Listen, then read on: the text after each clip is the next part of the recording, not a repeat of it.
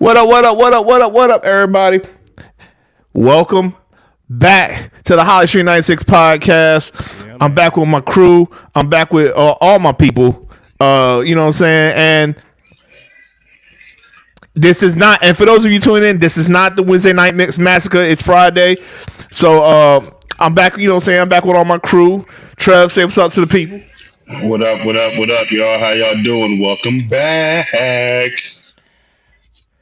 As always, my main man, Derek, y'all better known as DJ Domino from the Wednesday Night Massacre show. What's going on, everybody? How's everybody doing this evening, man? And we are missing one of our truest friends, June, a.k.a. Lemon Pepper Mijo. Hopefully, maybe he'll join us later, maybe not. Yeah, we'll see. How you fellas doing, man? It's nice to see everybody in the same spot together again. True, I'm cooling because it's Friday, and I don't know if we're going to make that announcement on my situation yet, so I'm gonna hold off before I say anything that I need to say anything about. You know what I'm talking about? But I'm happy to be in the spot with the boys again. It's been a minute. I underdig. What's going on? How you doing, Derek? I'm doing pretty good, man. Just a little under the weather, man, but we're on the mend, and right now I'm feeling pretty solid, man. That is what's up. Y'all want to shoot the shit a little bit more, or y'all want to get right to the conversation? Nah, we can't get in the conversation just yet, cuz let's shoot the shit a minute, man. Damn, you eager to talk shit already. How are you doing, cuz? Damn. Well, I could be better, but you know what I'm saying, life caught a hold in my ass, and you know what I'm saying, and did his thug dizzle. But I'm building, I'm grinding, I'm in a good space. Happy to host, happy to be doing something, happy to be with my crew. And speaking of crew, the one and only, ladies and gentlemen, J Boog, aka Junior, aka Lemon Pepper Mijo. Everybody give him a hand clap praise. Hey, what's going on, young man?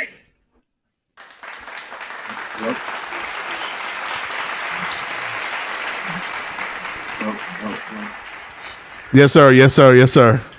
What up, June? All right. That's what I'm talking about. Yeah, all right, cuz we'll holler at you in a minute. Yeah, where did Junior go right there, man? Where did he go? I was saying, all right, dude. Hey, fella. Hey, everybody. This is live, so you know what that means. Shit fucks up. Well. What up? What's good, man? What up, June? Junior, I did. Go ahead and dip out. All right, y'all be blessed. Y'all be blessed. Thank y'all for coming. God bless you. Good night. Hey, can y'all hear me? Oh, shit. On y'all end? Yes, we can hear you just fine. Oh, okay. We can. Okay, cool. Can you hear me? Perfect. Yes, everybody can be heard. Hey, I want to send a shout out to those that are tuned in on the YouTube right now. Thank y'all for showing up and being a part of what we got going on. Feel free to reach out and speak out on the chat. I will be monitoring as we do our conversation today. You know what I mean? Word. So, like I said, man, so we all doing good. We'll find out how Junior doing when he get his stuff together. You know what I'm saying? So,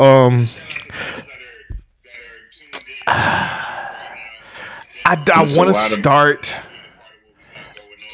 I want to start here, but I feel nasty starting here.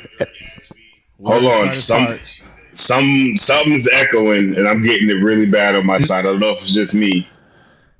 No, that was me. I'm monitoring. I'm monitoring our feed to make sure we sound good. So you heard a little bit of that. Wow. But I'm thinking about starting somewhere, but it's real gutter nasty, man. It's just, I just want to figure out how y'all feel about. Did y'all know that the R dropped the album today? Oh, I already know about it, and I have breaking new info about that as well. It's a lot different than what you think it is too. Oh Jesus! Well, I mean, expound, my man. Let's go. Let's get right into it. Let's get right into the nastiness of it all. So the album that he supposedly, keyword supposedly, dropped today was, I believe it's called I Confess, and it's an album where he's basically confessing about everything. I'm sure he's got a little bit more of R. Kelly swag in there and all that other stuff. However, um, it's not a one. It's an unreleased album. Two, what happened was it was released on all streaming platforms and then immediately removed. But along with it, Immediately taken off. but there are reasons behind that. One is because it's unreleased, and two, this was an original album that was released via what is that? Storm? No, what's the other streaming platform? SoundCloud. A couple years ago as a whole thing. So what somebody did was they were able to hack it, get it, and then chop it up into its own quote unquote album. So it's not an official R. Kelly album as in something that he released. He did release it, but it was more like a story thing on SoundCloud a couple years ago. And so it just came out today, as an album, but it's not an official album. It's just how you slice it is nasty. He's called I admit it. Confess. No, it's called I Admit It. It was called I Admit It. Yeah. That's even nastier than I Confess. It's I Admit It. Oh, you did this shit, you nasty bastard. Yeah, for real. Man, that wasn't even on my subject list. It wasn't even on my subject list, and I'm getting ready for the show, right? And all of a sudden, that shit comes flooding my timeline. I'm like, we have to at least touch this shit. At least touch this shit. So, and thank you for explaining the shit, but you killed all my jokes. But I mean, here's the thing, and I'm probably gonna catch some heat off of this, and if I do, so be it. If he releases music, I really don't care. The music is still going to get played by some, and I understand the stance that some people have as it pertains to Robert Kelly and his transgressions. But there's other people that are out there still doing wild shit that still get plenty of play. Not to justify what he did and make it seem like because he did it, everything is good. I'm not saying that. What I'm saying is there's artists that are out there doing way worse, way most, and still getting burned. So, whatever. Okay. All right. Let me sit on that for. Let me sit. I want to sit on that little subject right there because I always hear that, right? Whenever we talking about somebody, right, we always go, yeah, he's bad, but there's other motherfuckers doing it, and that kind of takes away from, yeah, he's bad, because yeah, there's other motherfuckers doing shit, and those people in those situations need to come forward, and just like the R. Kelly situation, but that don't mean that this motherfucker right here is nasty as shit. I don't give a damn what they doing over there. If it brought the light, then I'll care, but he nasty, and you know what I'm saying? And I don't know if I like the whole like, yo, yeah, he nasty, but this cat's over there doing this, that, and the third. Well, come forward. Like, present some evidence. Come forward. I'm not justifying it. So let me ask this question. That means you also stop listening to Mystical, right? Hell yeah. I threw that nigga away on the second. Look, I gave him benefit of the doubt on the first charge. I didn't really fuck with him after the first charge, but the second shit, I was like, oh, you out here just really, you didn't learn your fucking lesson. So nigga, you are solely out. If you doing it's there's certain bad things that like it's bad things. Everything's bad. But there's certain things I'm like, I can't give you I can't listen to this shit no more because you were probably doing that nasty shit when you wrote this song. Yeah, here's my take as a DJ, man. You know what I'm saying? Like the crazy thing about you with you Mystical, right? I haven't remember the last time I played a Mystical song, be it shake your ass, or be it Man Right Cheer, or Here I Go, or whatever other track you want to think of. I can't remember the last time I played a Mystical track, and I don't think that was by design. But I mean, just knowing his history is something that I won't be reaching for a Mystical track, man. You know what I'm saying? Right.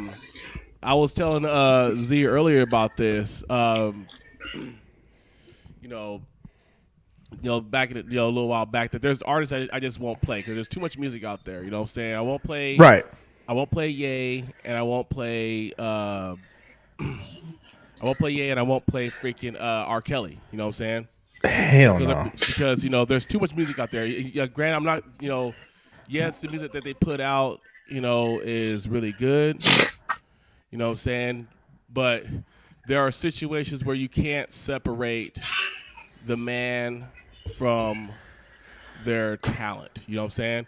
So like, Yes. there's too much music out there to where I would feel compelled to play anything from R. Kelly or anything from Kanye West or anything from Mystical, really, because I have so many other choices to go. I have so many different avenues to go to.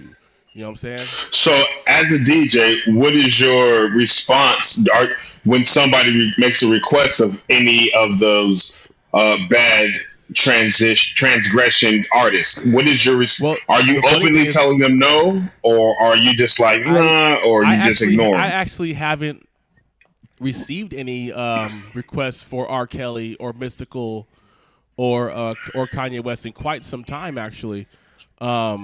But if that did come to pass, then I would think that I would, be like, no, I'm not playing them. I would tell them I'm not playing that track. Word. Hey, like I said, ladies and gentlemen, the one and only Lemon Pepper Mijo. Everybody, give him a hand clap of praise. What up, Joe? What's up, yo? Can y'all hear me? Yes, we can hear you. Yeah, we can hear you. All right. Oh, and by the way, people, if anybody's watching, don't be afraid. We can see your we can see your comments. Don't be afraid to get into the conversation. Don't be afraid to chime in with your little quotes. We'll say, hey, we will not ignore it. We will unpack it.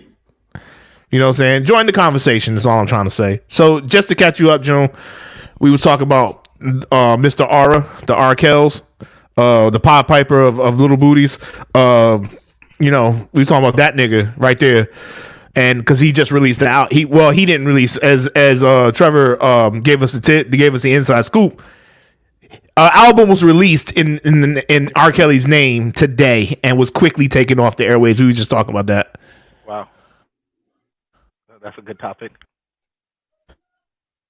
It's a damn good topic, and it's one that the streets need now that the boys are back. By the way, my condolences to you, brother. You know what it is. However, everything's good. I'm trying to get to the chat for the Mixcloud real quick. I don't know why I can't get to it. Yo, what's good up round table? What's going on? Oh shit, my fault. But anyway, we was talking about the R. Kelly shit. I got to pull up the Mixcloud joint. My apologies. We can hear you, right? Trying to get there. Yeah, I know. I'm. This is real. You know what I'm talking about? Yeah. This is real. It's authentic. Well, my laptop's way over there, man. So, I won't be able. I can't see on the Mixcloud joint, man. But I see a couple people live on Facebook, so that's dope. Hey, so which one are you guys logged into or checking the Mixcloud I'm or the checking Facebook? everything. I'm on it all. See, peoples got to reach out to us at any platform, huh? Yes, sir. Yeah, it's working overtime. So we can't get hit with no copyright shit. Word. So, what's you got to take on R. Kelly, or you want us to keep going past that shit? I mean, did you guys chime in already? Like, am I late? Oh yeah, we had a nice little convo about that. Okay, so I don't know. I'm a little torn. I mean, on one hand, I'm curious only because it's new and it's something I ain't never heard before. Like, I kind of want to listen to this and see what it's about. Not only that, but to be honest, if I listen to it, first of all, now that we know everything that R. Kelly's been up to, and you go back and you listen to all his old stuff, he was telling on himself. He was telling stories. So now I kind of want to hear like some of that new stuff, and it'll hit you different than this is a good ass song. You know what I mean? I would like. You know, he talking about doing some other crazy stuff in the song that we might normally be like, oh, this is a good song. We're like, We'll Hey. definitely be listening to it differently. That's first of all. Real quick, man. 1993 when 12 Play came out. This is damn near 30 fucking years ago, right? The song "Bump and Grind" by R. Kelly, right, on the 12 Play album. I will die. 12 I will Play. die. I will die on this hill, bro. I will die on this hill that the beginning of "Bump and Grind" was a cry for help. I will die on that hill. I see. That's my point. See, now we have to go back and listen. I don't remember the lyrics. I haven't listened to it in a while. I- This nigga said it was a cry for help. It was a cry for help, and I will die on that hill. You must have So- to pull up the lyrics. So And, for those that don't know, the first words of the song "Bump and Grind," there's no instruments behind it, so there's nothing distracting you. My mind is telling me no, But but my my body is telling me yes. Hey, Roundtable, Now, I know we're gonna get some of that merch over here, Hold right? on now, we ain't finished though. No, go ahead, He go ahead. said- And he says after that, now I don't want to hurt nobody, but there's something that I must confess. Those are the words. Those are the first words. Hey, and now the record's called "I Admit It." The new record's called "I Admit It." He's been crying for help for 30 Man, years. that's what I'm saying. I gotta hear the end of the story. You know what I mean? So I would want to hear the end of Word. the story. Having said that, like every time I don't know, I'm around somebody or just whatever, you know, R. Kelly song come on, whatever, I feel a little guilty. You know what I mean? Just like I'm like, oh well. is it okay to still? There is no R. Kelly played in this house. I will skip and throw rocks at people. I won't play it. I won't play I it. won't play. said- I got that. Hey, it makes me feel filthy, and I'm okay with that sometimes. I like feeling dirty. Dirty. But, There, give him the voice. I knew it. yeah, It is so funny. I feel so dirty right now. but having said that, yeah, I myself have not been able to, you know, to play a record, like, you know, I mean, to put something of his on, to like, you know, I mean, I don't know, and it is crazy, like, just mentally, emotionally, like processing a lot of those things. I'm sure we all watched some of the different footage and Taste Wrestling stuff after he was sentenced, you know, where they kind of was then more okay with letting out more of the story, you know, probably so it didn't distract them, you know, his sentencing or whatever. But yeah, just as a father, as a of a But Well, you check know this out. what? black young lady, With that like that, it said, couldn't have been me. Like I don't know how he let you make it this long, to be honest. Like You you know. know what I mean? Like that's just me personally. So yeah. So, But you know what's funny is that I have an overall theme for this show, right? But I didn't know that this came out. This topic right here was just put on my show, put it in my front of me like 2 hours ago. So my overall subject I wanted to discuss with you fellas was being a girl dad. We're all, because all of us are at different stages of being a girl dad. Like each and every one of us. Trevor's at the beginning, Derek is in the middle, and me and June are at the end. June is a little further along than me. Mine just turned 18. His is going to do on great things, and we all got different little complaints. So I just wanted to talk about being a girl dad today. And then when the R. Kelly shit, which you just mentioned right there, like, yo, my nigga, click, he ain't going to jail. Like, there's no trial. It's my trial. There's no way. Like, I mean, again, and I say this all the time when, you know, certain things happen. Like, and I'm not sure if this was a topic or not, but you know, this kind of, you know, a segue. First of all, to answer the original question, you know what I mean, would I listen to it or not? Yes, I would listen to it only because I have to hear the end of the story. I got to know what's going on. You know what I mean? I have to. You got to put cotton balls in your ears. Right. Like, just as far as this new track, like, you know what I mean? It's not something that clearly, obviously, first of all, there's nothing that I think he can make right now that will beat any of his greatest. You know, he made some jammers. Derek, you know, I Believe I Can Fly used to be a joint back in the day. You know what I mean? But now, like, all of that stuff is just ixnay. You know what I'm saying? So anything that he comes out now, that's automatically off the table as far as something that gets played or something that actually gets traction and makes money off of it and becomes a hot song or do any of that stuff. So that's already a wrap. But having Right. said Right. that, going back to what you just said, Derek, like that '93 was the beginning of it, and then him, you know, what I mean, that the end of I like it, Derek's take on 30 that years shit. later. Yeah, I definitely like that. Like, see, I wouldn't even. That goes back to my point. Every record, I'm sure if you listen to a lot of his stuff, you'd probably be able to take away something like that. A lot of his stuff now, you know what I mean? Just differently. Hey, It's now that you said that, I think Derek, you've said that before. You said it to me before, like years ago. Like I remember you saying that to me. I've died on that. I will die. I've been dying on that hill for a long time. and I've always said that the beginning of Bump and Grind was a cry for. I've been saying that since before Yeah. all the crazy shit was coming out, before all the other shit, before Surviving R. Kelly, whatever that damn document, before all that, I've been saying that was a cry for help. yeah, so Sounds it like definitely one.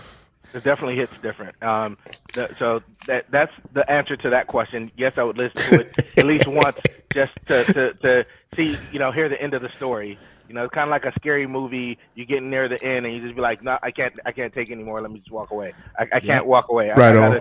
gotta hear what happens, like from his take or whatever.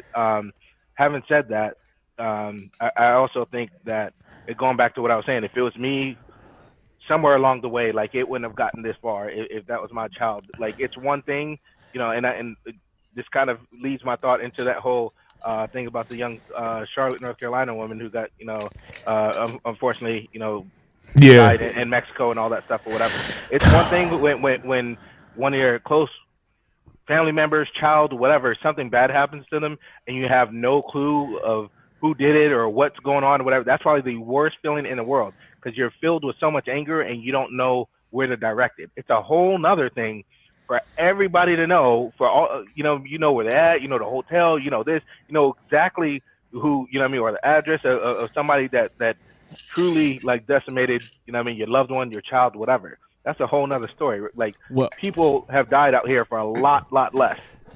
You know what I mean? Well, Tell 'em. here's the kicker for a lot of the shit with R. Kelly and a lot of the young girls that, you know, he was, you know, convicted of, you know, messing around with, man. A lot of the times the family members knew full well Right. what was going on. Right. You know what I'm saying? So it's And like, at that point, you gotta charge them.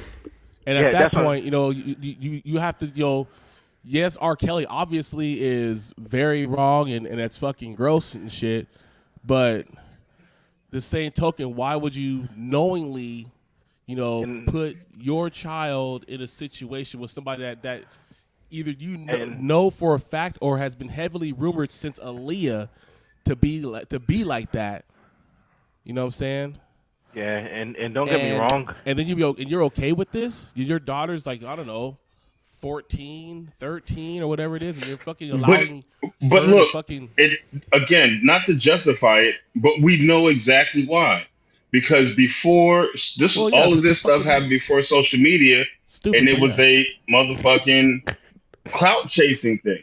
It's the same reason why, even to this day, we've seen. I don't know if y'all heard about it, the Balenciaga scandal, where they got these kids taking pictures for Balenciaga with these teddy bears that are in bondage fucking clothing, looking like remember what was that? Police Academy when they used to go to the blue clan with the blue flame, Yeah. and they had the Yeah, yeah. leather and all that other shit Well, on. The well, teddy I bears mean- are wearing this shit. It's the same Well, let's thing. start off with the fact It's that a clout Balenciaga chase. is It's a money trash. chase.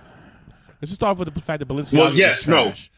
Well, Before that. well, yes, of course. Hey, hold on, real But quick. Let me interject for a minute. We got a message. We got a user text. So from Roundtable Productions wants to chime in. They were like, Kelsman had issues. He got put there. If he's in jail, the parents need to be too, for letting it happen. That's absolutely facts. To this, But that's- I'll say one thing. Like one, especially if they're single moms, you already working, can't be at two places at one time, this and that and the other, whatever. It's a whole nother thing if the dad's involved, and for some of those cases, the dad's involved. I mean, as a man, you know what I mean? As a man, Right. Right. bro, listen, Well- if we're nothing else, you know what I mean? Especially as a black man, a protector and a provider. Period. Dot. The end. You know what I mean? If nothing else. Yes. Well, hold on. 100%. But hold on. Right. You're correct. But we also know that there are some men out there that don't have the capability of standing on their own too. There are some men that are out there that will be providers and protectors and all that other stuff that have the other people going behind their back and doing shit. It's a whole lot of factors. Like we can all sit here and speak on the exact what right looks like thing. That's not a hard thing to do. But when both parents are involved, like they are, yes, they should go to jail.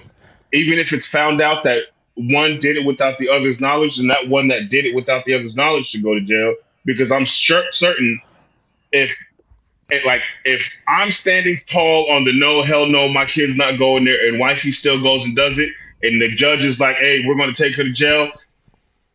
Hey, she did this without my knowledge. And that's the thing. Like, plausible deniability is a real thing, and it's a thing that makes sense. But here's the other part that a lot of people don't understand. A lot of these people that put their kids in that situation, again, not to justify, were probably on their last motherfucking eviction notice, and here comes the Pied Piper singing money praises that'll bail them out of some Piper. shit. Even the name was nasty. Now you have to sit back and really take into consideration that what's happening might not be, and that's what a lot of people were probably compartmentalizing and saying, maybe it won't be my kid, and making a decision that was ultimately not the right one. Well, hold on. Let me slide in real quick on that parent shit. All right, the parent tip. Let me slide in real quick. There's a part where we may not be talking. We're not talking about that. Could be what we blame. We do need. I agree with everybody here. The parents, if they were complicit in what he did, they need to go to jail. But if they need to go to jail, R need to be thrown under the bridge. But here's the thing. So R comes to you and says, "Hey, I can make your daughter a star," right? When you get in there, I think a lot of the parents didn't know at first. And then once you get in, Art has you. So cats like that, he's hooking them. He's giving them things that they can't take back. That he's giving them. You know what I'm saying? Like when you part of a crime. You know what I'm saying? Like your hands are dirty now. He made your hands be dirty. Like he did that on purpose so they couldn't tell. They want you are too deep into this situation because of all the things that I've done for you, all the things I've done for your daughter, and shit like that. My thing is when you start kidnapping shorties, 14-year-olds, and putting them in your basement chained up. Okay, parents need to go to jail, but that's a whole ball game. That's a whole different ball game. You get what I'm saying? When you start doing that, that's a whole different ball game. When you start having mattresses in studios that you don't own, that's a whole ball game. And here's the thing about the parents. None of them placed R's penis inside of that side of the side of the. Wait, let's not just speed through it. Hold on. Well, I was gonna say, none of them put R's penis inside of any of those girls. None of them were hand. You know what I'm saying? So they do need some put it. But right. Hold on. Slow down. Go ahead. You're charged up. Let's hit different points and talk about the points. Go for it. My question is did that really happen? That he was kidnapping 14, like they know that for a fact, it's proven, all of that stuff. Or is that came out in that's not rumor. That came out in the proceedings. That came out in the law proceedings. It's literally what got him put behind bars. That he was, and again, that he was that because they had to get the girls out of the basement for him. Right, they had to get the girls out the basement. They went and got. That's what started the charges in the first place. No, that's what I'm telling you. What are you asking me? What are you asking me? You're making it too complicated. Like to me, I'm asking because I no. I want to hear. I didn't hear the question. I didn't hear the question that you asked. Did he have handlers? I mean, I get what you're saying, but you know what I'm saying. If I send somebody to do it, and I'm not trying to. I still did it. I'm saying because I legit didn't know. No. I mean, I can't tell. I can't tell you that bit. I can't tell you that specific bit of information. Can't tell you that specific bit of information. Don't know if he did it, his brother did it, or something. And everybody who's complicit down the line need to go to jail. But the end all be all. Yeah, I mean that's a good question because he definitely didn't do it by himself. Like that's that's what I was getting at. Also, the point of that also is you're now dealing with not just him as the monster, but people that are feeding the monster. So that Right. means he had a hold on grown ass people as well. And Right. that's the whole thing that I was just trying. I'm trying to make sure I know everything. Yeah. 'Cause I I'll mean, be honest, that's the first I heard about Oh no, 14-year-old it got girls being it got a kidnapped. little spicy in court. yeah, definitely like sex trafficking, all that stuff's a real thing, and so there's definitely a lot of Absolutely. unscrupulous people who just don't care. He can definitely have a lot of henchmen. Hey, you know what I mean? Paying a hush money or do this or do that, Fear whatever. is a Yeah, motherfucker too now. Like some of them motherfuckers just scared. Like some people just scare you. No, all of them. R. Kelly himself wasn't scaring nobody, but having some people that don't got nothing to lose or nothing to live for, that he'll pay 10, 15, 20 grand for, basically like he owns them, literally. You know what I mean? That's true We'll do too. whatever he asks for. You know what I mean? Like Round table production. That's true. Yep. All of them need. I'm just saying it's a full circle of shit. With a ball peen hammer. You know what I mean? Right. And you know what I mean? Straight old school Wu-Tang. You know what I mean? Fucking iron hanger. Cut your kneecaps off and make you stealing some like, staircase piss shit. Like Yeah. showing the asshole Yeah. cold clothes and constantly feed, like, you know what I mean? Which the hardest part of that whole thing, the only thing that because all of the you know, the details and all that. And we need to get off because we spent too much time on R. Kelly. But let's go. No, keep going. For sure, I like what you're saying. For sure. No, but I agree with you. But just saying, from a parent, I think any parent, there's no way that any parent, every one of us, at some point, just naturally, that protective instinct goes through your mind. Man, if this happened to my child, if somebody did something to my child, like, you know what I mean? How would I react? How would I combat or fix that situation? It's a natural thing, that protective mode, that constant desire to, like, we try to preemptively process what we would need to do to make sure that they're safe and good. You know what I mean? So if they're in a situation where it's no bueno, I think the hardest thing is to be calm and to, as Trevor was just saying, and to think it out methodically, to find and locate every person that was involved in this and that. Hold all that stuff down so that your retribution can be total. You know what I mean? Like, nobody gets away. Oh, nope. Come back here. You too. Every person that was involved in this and that. Yeah, absolutely. And that's what it really has to boil down to is you know who all was in his inner circle, medium circle, all of that. So nobody should be getting away unless it's the people that actually brought attention to it finally. And even they should probably still get a little bit of smoke in the cell, only because they let it go on for so long. But yeah, man, like that's just one of those things where you just sit back and you're like, yo, for real?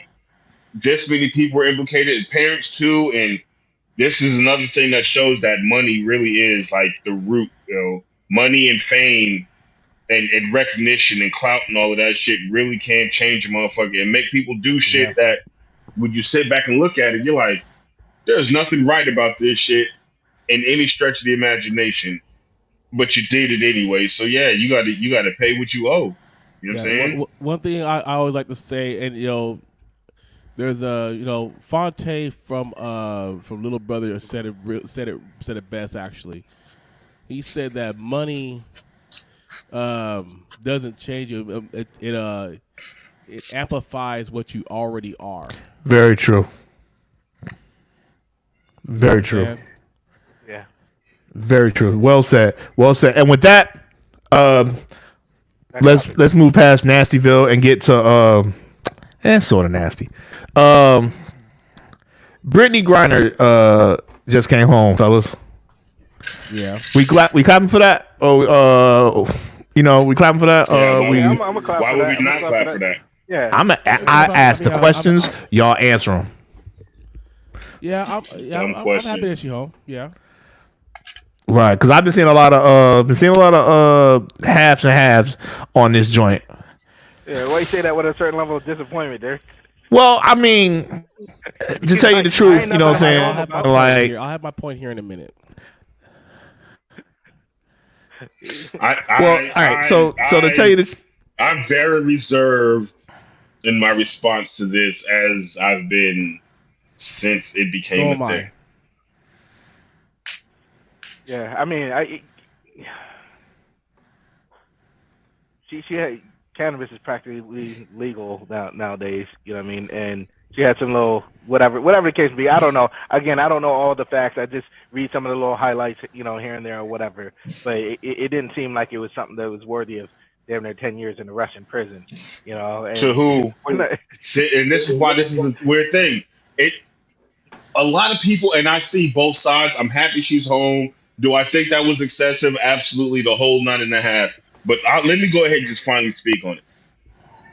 Yes, it was excessive, but it was excessive by United States law standards. She didn't get caught in the United States, yo. She got caught overseas. Motherfuckers in Singapore, you done seen get absolutely beat with kendo sticks for throwing up a little tag on the wall. That doesn't happen in the States. We can't keep putting United States feelings about laws and all that other stuff on other countries. Yes, we may go to those countries and try like shit to liberate them and make them democratic and all that other stuff, but that's still another country. Now, here's where I feel like what possibly happened, and I'm gonna say this, and then I'm gonna open it up to y'all. One, this is not the first time Brittany Griner has gone overseas to play ball. So, generally speaking, when you're a high-profile person that go over there to do acting, sports, whatever, 9 times out of 10, you are under the watch of a handler, an oligarch, somebody that's paying the money to make sure that you're there to play for your team and all that stuff. So that means generally you're flying into a private airport or you're on a private plane or something like that. How is it that she's gone over there all these years and all of a sudden now this time she gets caught? So what I'm thinking is, yes, it was a political thing, all this other stuff. We finally got somebody that's high profile. Let's use this for some kind of political game. So that's why they roped her up. Yes, it was a little vial of cannabis oil, blah, blah, blah. But the fact of the matter is either A, she legitimately didn't know that that was against the law, which I'm not going to believe, or B, the people that were her handlers got influenced by somebody of higher political power and said, we want to go ahead and make sure that we search her bags this time and find whatever she normally brings over here, right? Either way, wrong is wrong, right? And whether or not they knew fully that she was doing it or not, she's been going there long enough to have some kind of knowledge on whether or not it's illegal. I've never been to Utah. I also know weed is not legal in Utah. It's not that hard. I know it's illegal to take weed across state lines. She flew to another country. Was it planted on her? Also a possibility. But that goes back to whoever her oligarch handler, whatever was, knew what was going on, planted it, let it rock, whatever, and allowed her to be caught. Bottom line, I'm happy she's back, but then I can go into the other side of a lot of these other arguments are about who came home and who stayed. Completely different topic, and if we touch on that one, I'll speak my piece too. But ultimately, my feeling on it is, yes, I'm happy she's home. Yes, by United States standards, that sentence she was given was excessive, but she also was not in the United States, so we can't hold her to that standard. Now, thank you. Floor is open. Let me sip my deliciousness.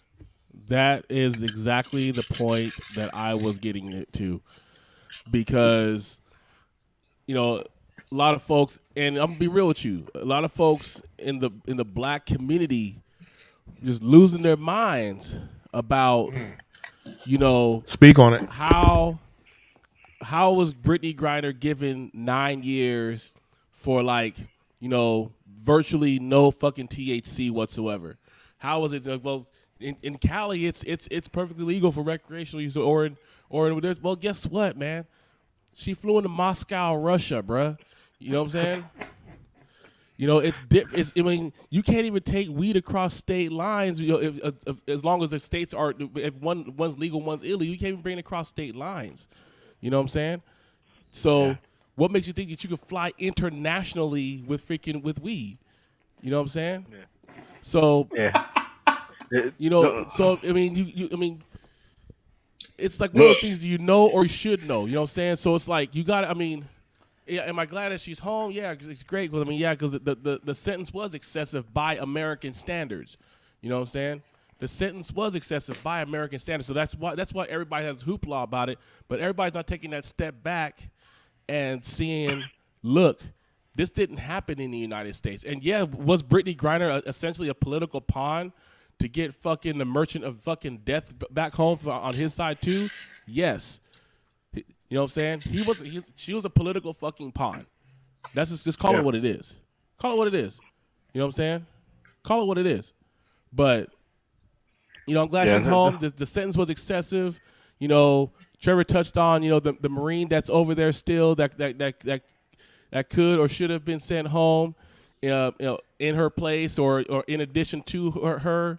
That's a whole other can of worms that, you know, we don't want to get into right now. We're talking about Brittany Griner right now. But the biggest thing here is, I think that actually, hold on, Derek. I think that, but you should touch on that because I think that actually is part of the story.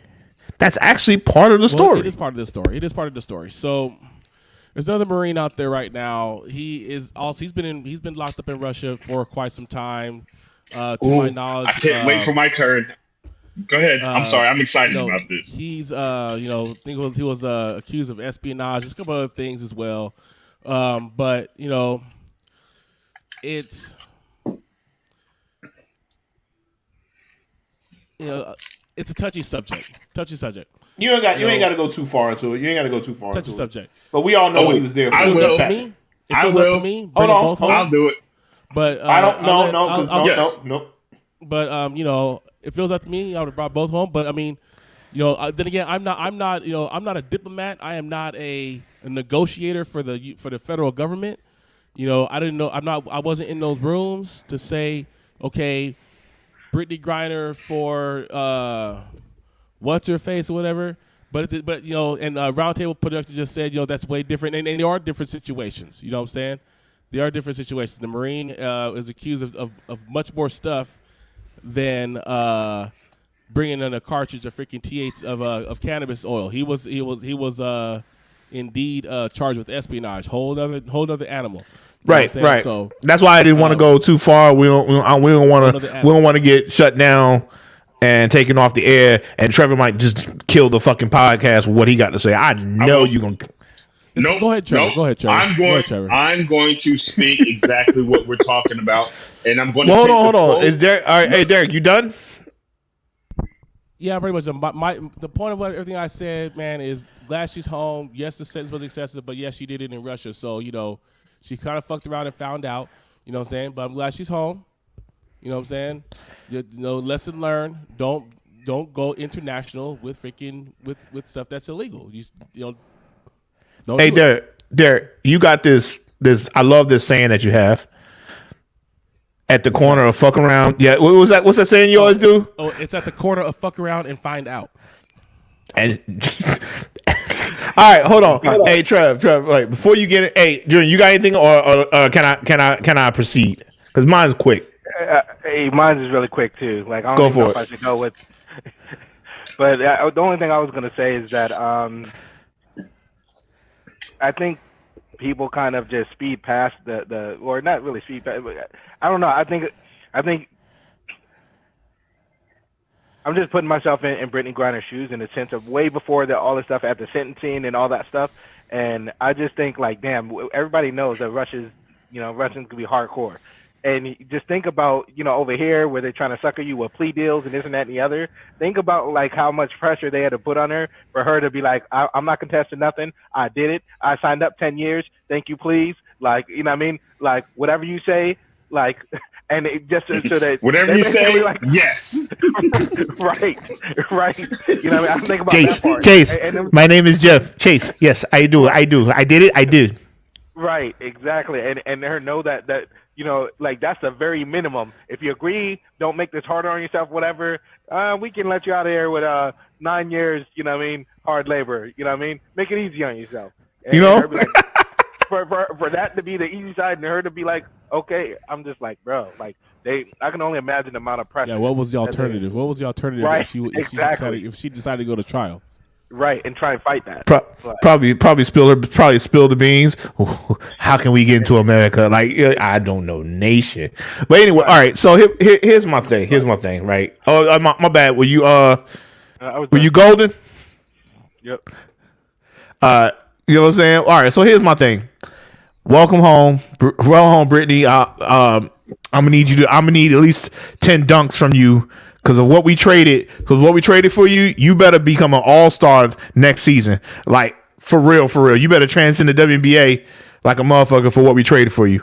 All right. And a lot of people don't understand because a lot of people on Facebook are like, "Yo, I don't understand. Like, why y'all get mad at what we traded? Blah blah blah." Well, y'all don't really know this motherfucker.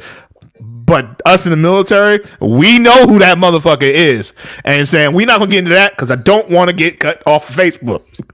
We're good. We're good. I don't know. Let me spit I'm just the saying facts. I don't know where Elon Musk is hiding at. I don't must care. Twitter. Let me spit the facts. But hold on. Before you, let me get. Real quick. Glad she's home.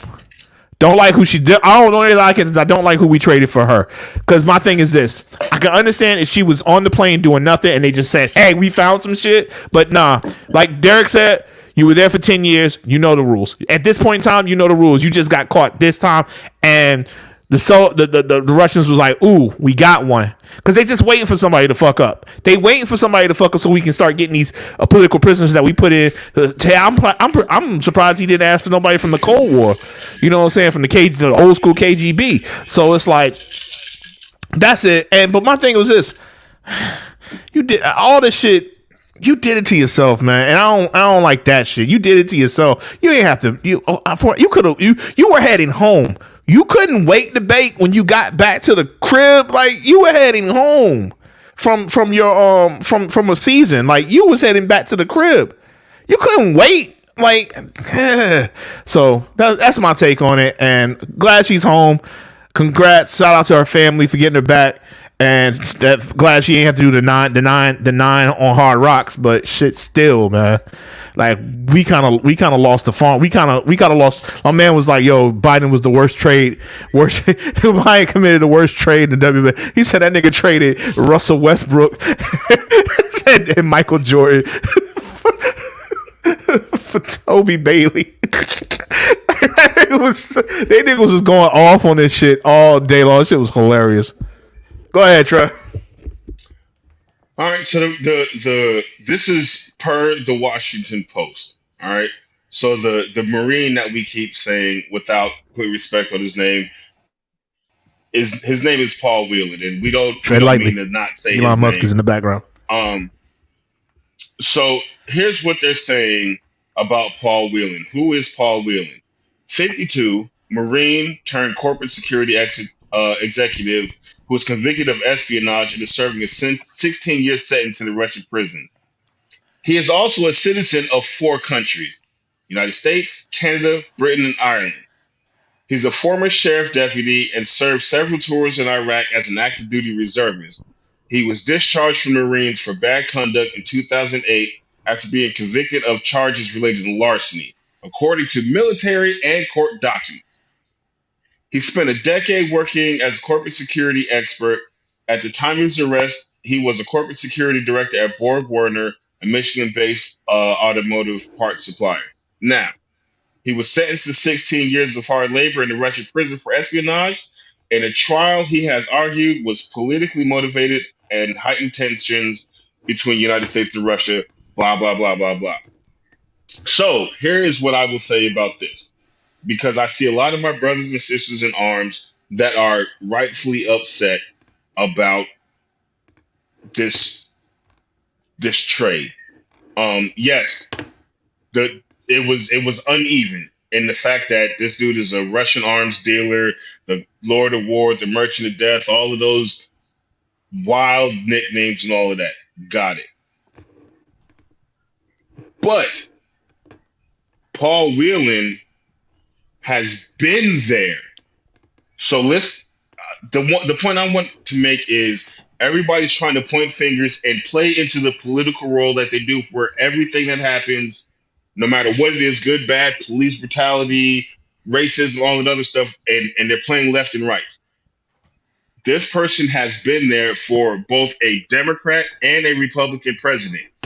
Only now, because of the trade, is everybody starting to bring up Paul Whelan's name en masse. True. Why are we the ones, we being the United States, the ones that are doing so much arguing about trying to bring him back when he's clearly a citizen of 3 other countries.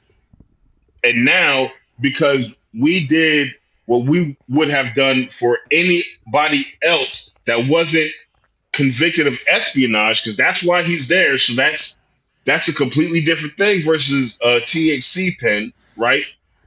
He's there for something very, very heavy.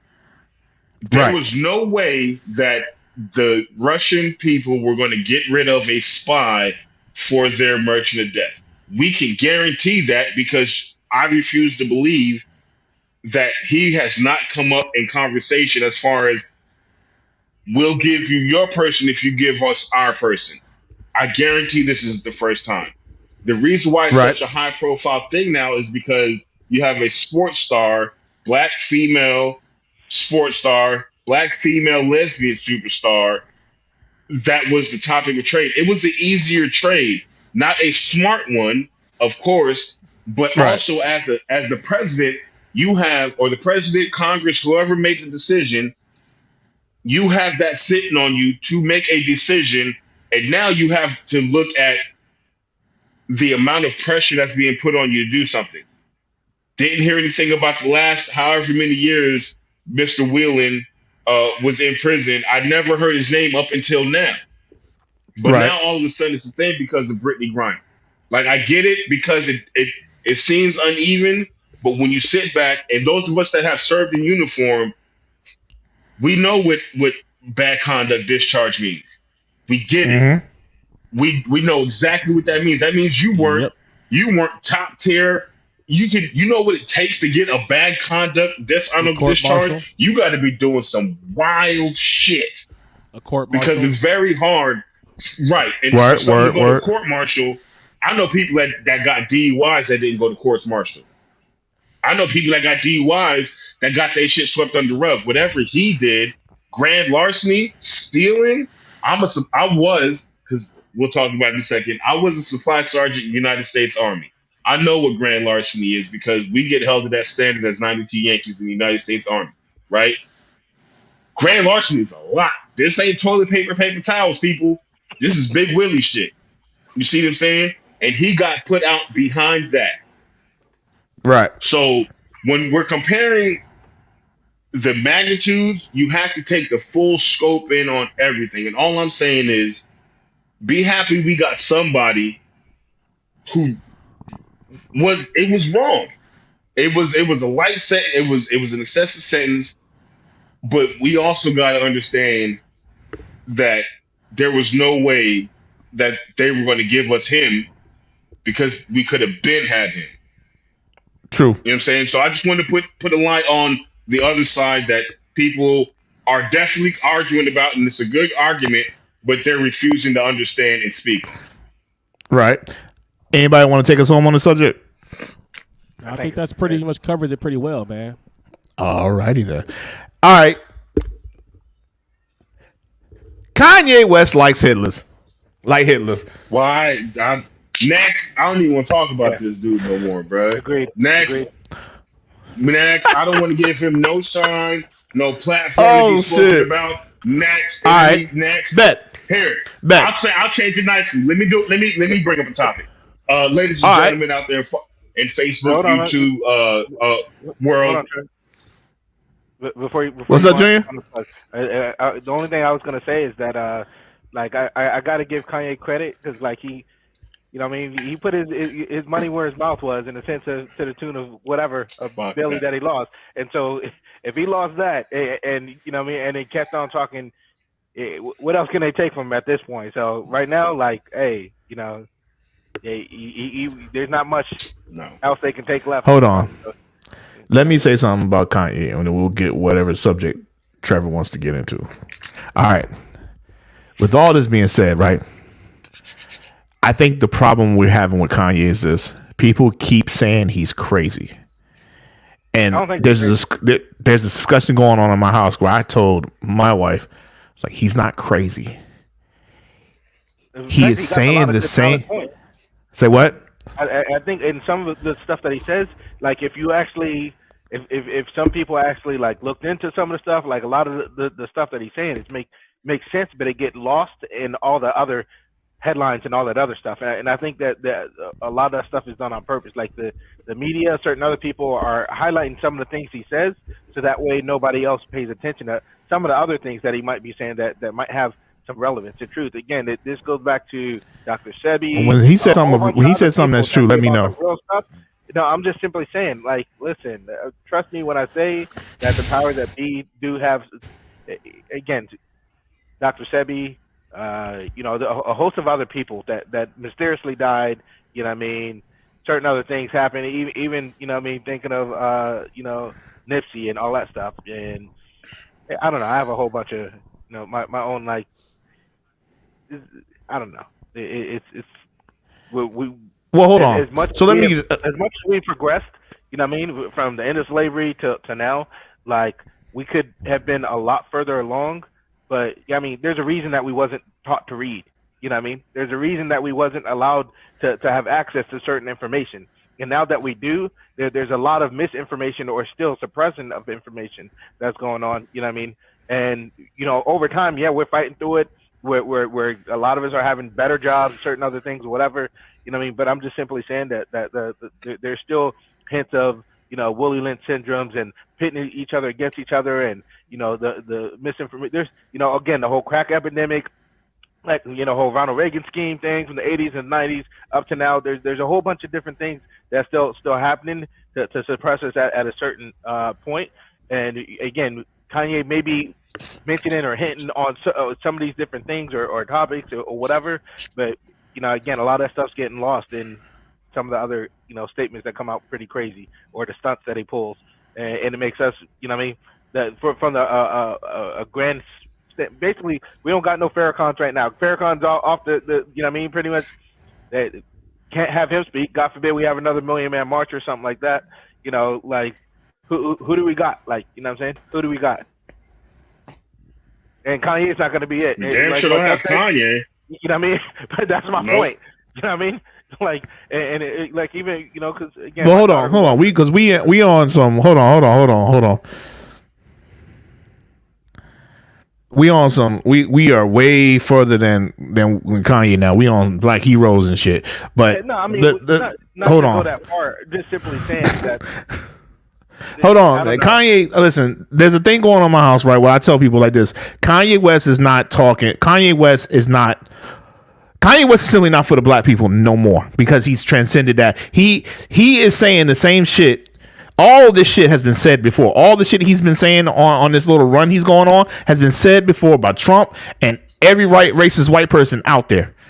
But that's who his friends are. Elon Musk is starting to say it. He's listening to, how when you get around a certain set and then you start believing what they say. That's the problem.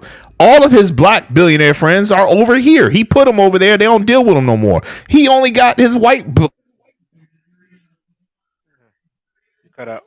He's starting to believe what they're saying. Like, Kanye, do you really feel that slavery was a thing? You don't feel like they chose to stay? That's some shit that side would say, and he repeated it. And that's the thing about Kanye West. He's not crazy. He's listening to the wrong. Lost him. Yeah. So anyway, he cut out, and I know he's going to come back in. So I'm gonna go ahead and. Somehow we're still on this Kanye shit, and I said I wasn't going to say anything. But here's the deal. Kanye West has gone to a place where I'm sure he never really thought he would go. He in the sunken place. Because he was told he was a genius about his music, he assumed that meant about everything. And that's fine. You know what I'm saying? There's nothing wrong with him feeling the way he feels. Right. But what's wrong is that he is feeling the way he feels, and he is losing the people that rock with him, like, on a daily basis. On a daily basis with the rhetoric and stuff that he's pushing. Right. I'm sure I have Jewish friends, and I'm also sure that none of them will sit here and say that we rule everything, because you could sit there and see it. I was watching another podcast and they were talking about Kanye, and they were saying, while he's saying what he's saying about Jewish people, he's using a blanket statement. If he's slighted by somebody or he knows some shit, say the shit. You're not strong, you're not brave, you're not standing on your soapbox, you're not doing anything tough by using blanket statements. Call the names out. You're a musician. You're now trying to move into a different thing. And it was cool when he was talking about my brand this and these luxury brands, and I'm trying to get out in France and have a different blah, blah, blah. I was with him on that. Yes, a lot of our people spend money on Gucci, Louis, Prada, all that other stuff because we don't have a high end whatever. He stood tall on that, and I was with him until I seen some of the shit that he was putting out, my own personal opinion, whatever.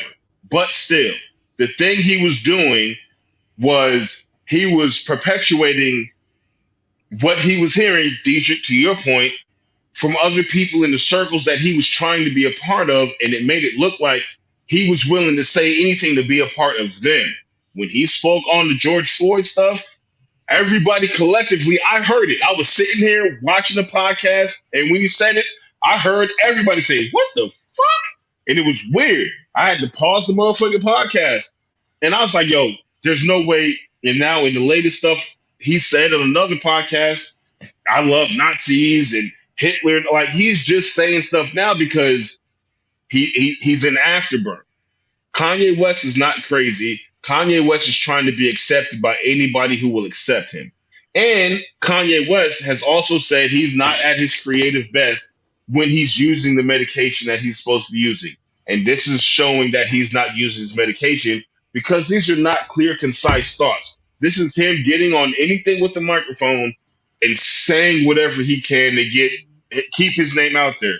And if I were to give him props about anything, it's that he's knowing how to keep his name relevant in these trying times that he's in. Because his last couple albums haven't been good. So now he's also in a different space to where he can keep his name relevant because the music isn't as relevant, right? But in doing so, he's now just saying stuff that he's got to know is not true. His mother was a renowned educator. Yeah. She was a renowned educator. He knows some of this stuff, and he's very logical. But what we're seeing is exactly what happens when somebody gets told they're a genius to the magnitude to where they're forced to believe it, to be able to show their genius in one aspect, the music, have it bleed over into different things, fashion, and now be, for some reason, believing that now you can do political stuff. You have a political bone in your body. The last thing political that he said was George Bush does not like black people. Yep, now he's living in that on the opposite scale, though.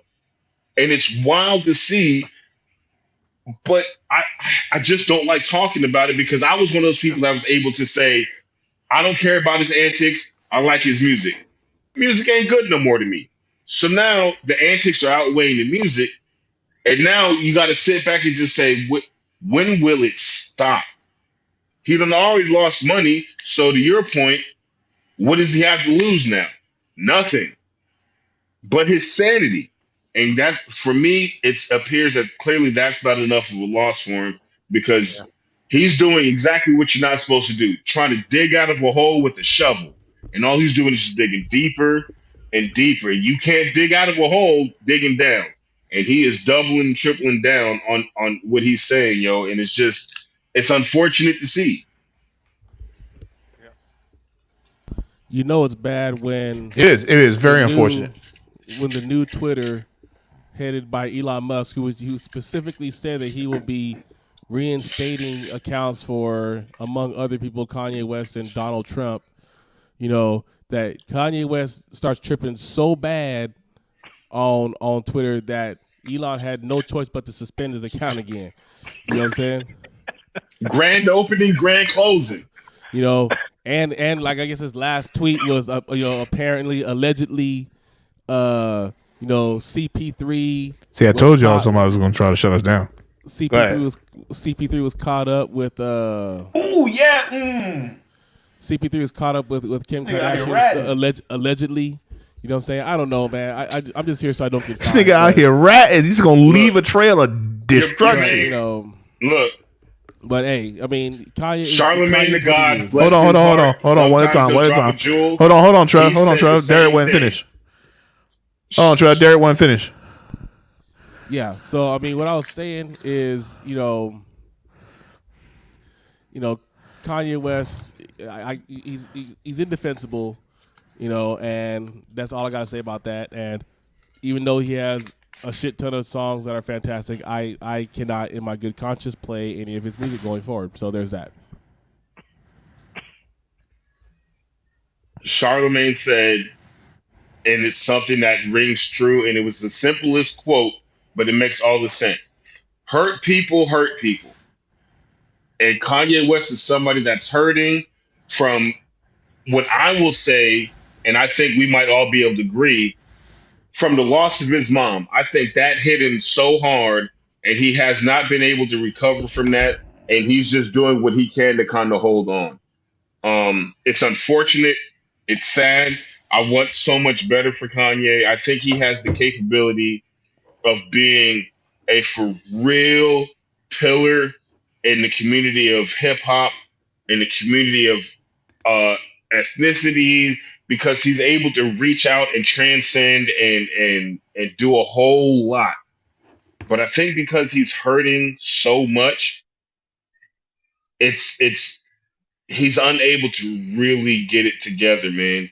And it's sad. Like, I hear about all the stuff that he's got going on and everything, and hear about all this stuff, and every day it's like, damn, this? Why? Like, how did we get here?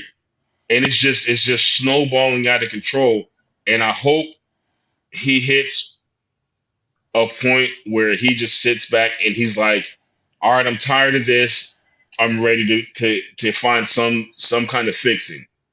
But because he has money and he has platforms and all that other stuff, there's really no telling when that's going to be, man. It's kind of hard to watch. Word. All right, and we gave Kanye West a lot of shine on this joint, did we? So, do you want to go into what you want? We can either go Dion or main topic, which is girl dad. Which way you fellas want to go? Or we can go on Trevor's topic. Hey, my biggest topic. Let me go ahead and speak on it. My biggest topic is, about a week or two ago, I joined the ranks of the retired. I have completed 21 years of successful, honorable military service, and I got DD 214 in hand, and it's a good feeling. I've been enjoying the fruits of my labor for about a week or so now. By fruits, he mean alcohol.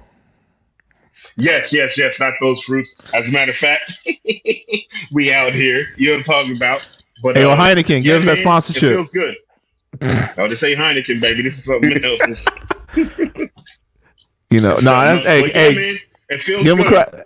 Everybody give if y'all see my man on these Facebook streets, man, shoot him a congratulations, man. He joined Derek and the rest of us who ain't. Well, I'm not retired. I just got booted, but the rest of everybody retired. So congratulations to everybody. I'm the runt. Never that. You know what I'm saying? But Can't say that. congratulations, man. All right, we can either do Dion or we can go on the girl dad. Shout out to my peoples that's in. Hold on. Let me give a shout out. Hold on. No. I got him. We're gonna put them on. We're gonna follow on them. We gotta put them on. There they go, right there. You know what I'm saying? We put them up. That's highlight you. That's something that will be unveiled in a later conversation. But shout out to y'all. Thank y'all for tuning in. Wait, you ain't take my chef out. You ain't take my cooking show idea, did you? Thank y'all for the shout out. And you ain't take my cooking show idea, did you? That says chief, not chef, nerd. Oh, I'm about to say. That says chief, not chef. Derek say I can't read all the time, nigga. I just want to prove people right. Not chef. He asked me every day, how you gonna do that? Because you can't are read. not lying. Hey, man, words are hard. All right, fellas. So this is the main topic I want. This is the last topic of the day. I mean, we'll save Dion for another day. I mean, I do want to talk about Prime, but you know what I'm saying. But let's go ahead and let's go ahead and get into it, man. Because I got a major opinion on it. Go for it. Go for it, Derek. Hey, y'all got to figure out I got a lag. Yeah, I 100% support Deion Sanders. He did, he brought more eyes towards the SWAC, and HBCUs in general. At the end of the day, be it an HBCU or a PWI, the end of the day, it's a business. You know what I'm saying?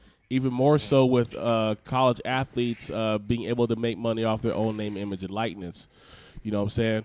So with all that being said, Deion did everything he could do at Jackson State. He, coached them to a 12-1 record this year. You know what I'm saying? Used his own funds for a lot of the things that were going on down there, and utilizing and leveraging his relationships with other athletes and other people in entertainment and sports industries to bring Jackson State up to light, and having that Under Armour sponsorship and everything. And, Colorado, came knocking, and Colorado's been struggling for quite some time.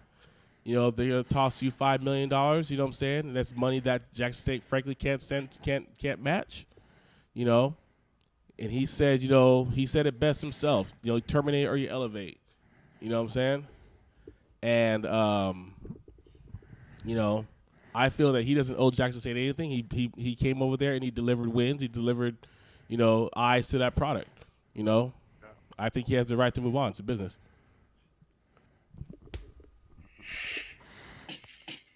I'm halfway with you. I'm halfway with you. I was definitely in the crowd of, I can't believe he left the HBCU to go to the big lights and big city bright lights of Colorado University of Colorado, whichever one it was, however you say it. Colorado. But what that said, once I seen some of the stuff come out about how much money he used out of his own pocket to improve things. And that's what I was talking about. The fact that he wasn't getting paid a lot of money. There's a whole lot of stuff that came out on the back end that he didn't put out. I think the one thing he definitely did was he left with grace, and he left knowing that he did leave a legacy. But he didn't leave throwing sand and all that other stuff. So I give him props for that. But once other stuff started coming out arbitrarily about the ways, and something about they still owing him money or something like it's a whole bunch of stuff. And to Derek's point, it is a business. When you get down to the nuts and bolts of it, it's a business. And he did what he did at Jackson State and left them definitely in a better situation than when he got there. My initial argument was a lot of. You don't think he did? Nope. I can tell you why, but I want you to keep going. Okay, everybody says he left them in a better situation. He left them with a name for right now, but he left them with his name. But he's gone. So, like Derek said, he got him an Under Armour contract. When that contract is over, do you think they're gonna stay at an HBCU without Deion Sanders? I don't think so.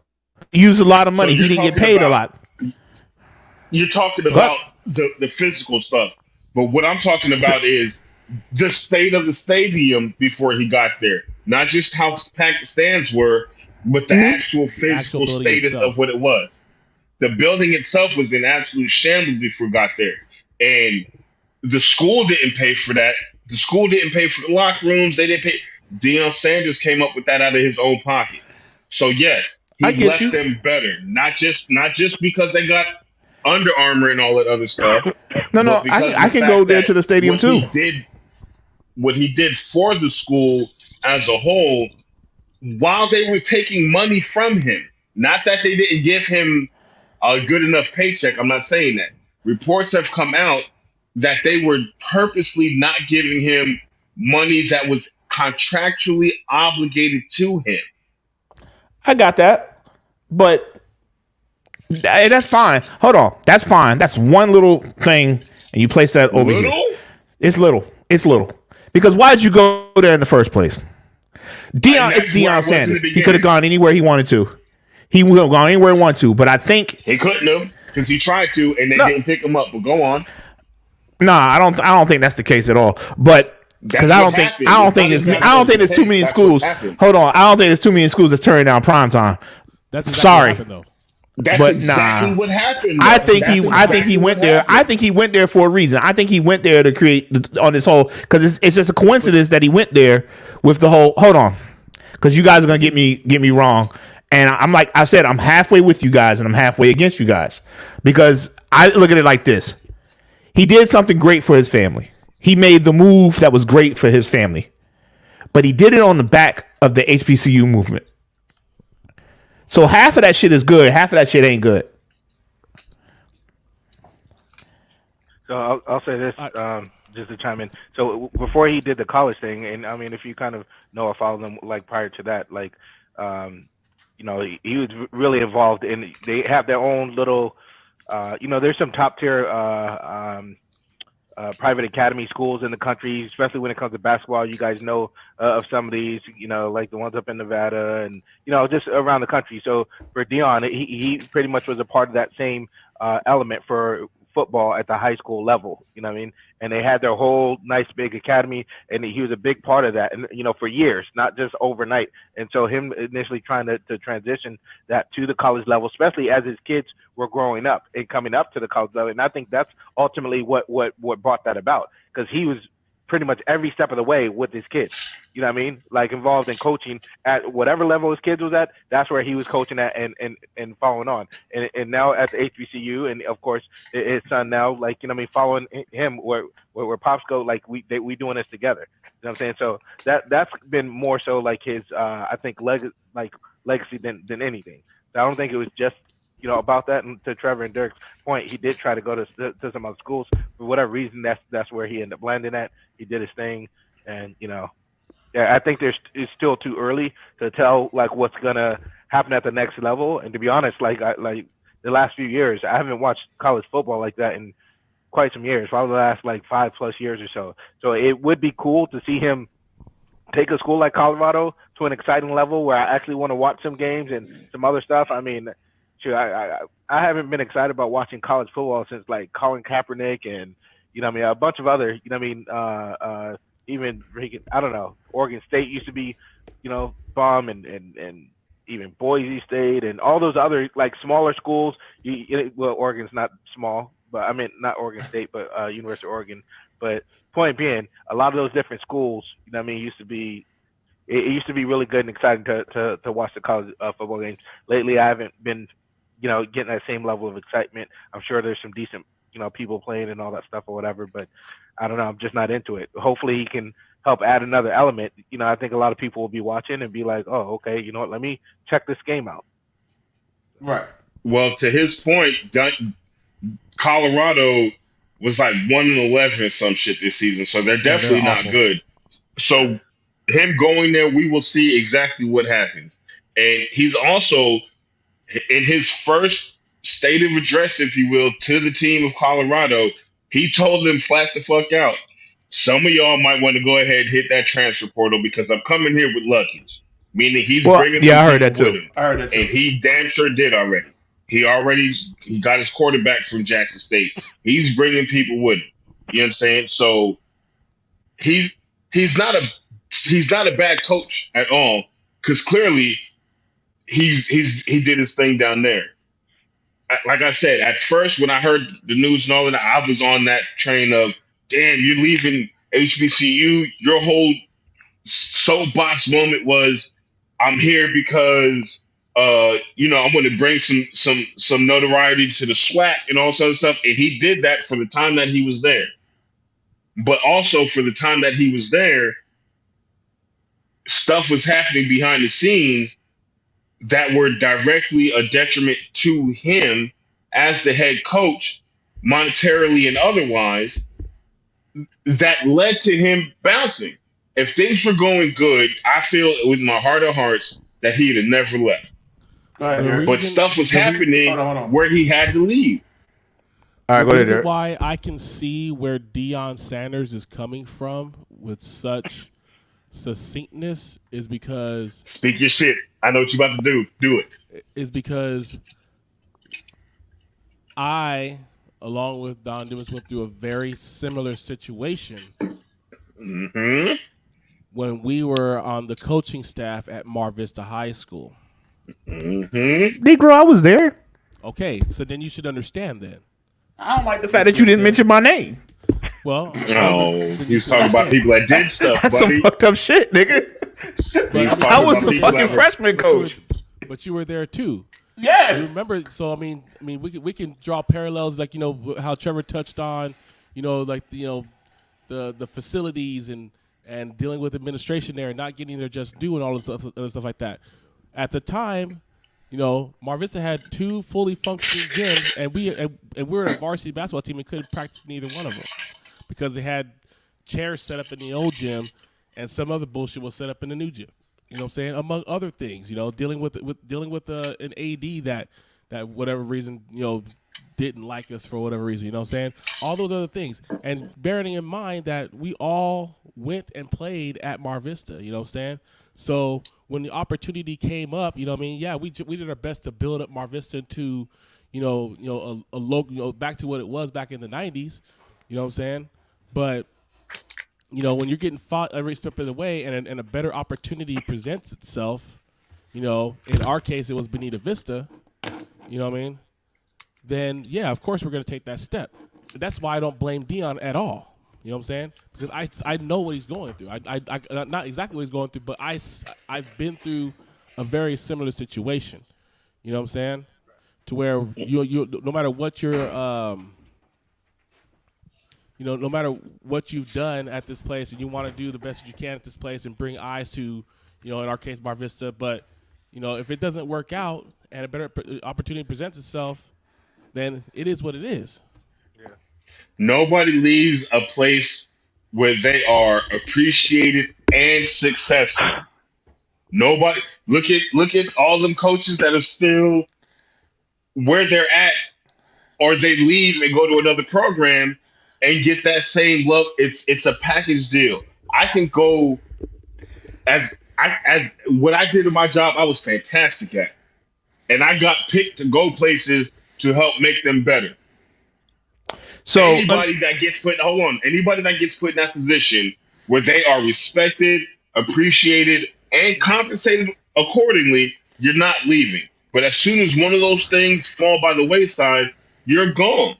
You can get paid all the money in the world, but get shit on 24/7 and talked down to and not appreciated. You still staying for the money?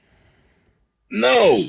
Oh, hold on. Because what if the goal is not me? What if the goal is to do something historically that would help out black folks in the long run? Such as? Nigga, it's okay.